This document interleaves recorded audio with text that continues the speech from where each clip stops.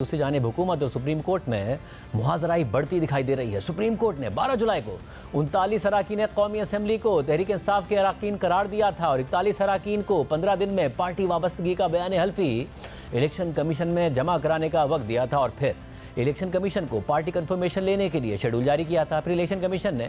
39 अरकान असम्बली का तो नोटिफिकेशन जारी कर दिया, मगर 41 अरकान से मुताल्लिक सुप्रीम कोर्ट को खत लिख दिया और रहनुमाई मांगी कि तहरीक इंसाफ की पार्टी तंजीम मौजूद नहीं है तो पार्टी की वाबस्तगी कौन कन्फर्म करेगा। मगर इस पर सुप्रीम कोर्ट की किसी हिदायत से पहले ही हुकूमत ने आज कौमी असम्बली में एक बिल पेश किया है जिसे इलेक्शन तरमीमी एक्ट 2024 का नाम दिया गया है। बिल के मुताबिक इलेक्शन एक्ट में 2 तरामीम की जा रही हैं। पहली तरमीम इलेक्शन एक्ट के सेक्शन 66 में मुतारिफ कराई गई है, जिसके मुताबिक अगर एक उम्मीदवार ने इंतखाबी निशान की अलॉटमेंट से पहले रिटर्निंग अफसर के सामने सियासी जमात से वाबस्तगी का डिक्लेरेशन जमा नहीं करवाया, जिसमें सियासी जमात ने सर्टिफिकेट यानी टिकट के जरिए यह तस्दीक की हो कि वो इस जमात का उम्मीदवार है, तो उसे किसी सियासी जमात का नहीं बल्कि आज़ाद उम्मीदवार तस्वुर किया जाएगा। मजीद ये है कि अगर आज़ाद उम्मीदवार बाद के किसी मरहले में ऐसा बयान हल्फी जमा करा दे कि उसने सियासी जमात के उम्मीदवार के तौर पर इलेक्शन लड़ा था, तो तब भी उसे सियासी जमात का उम्मीदवार नहीं समझा जाएगा। इसके अलावा तरमीमी बिल इलेक्शन एक्ट के सेक्शन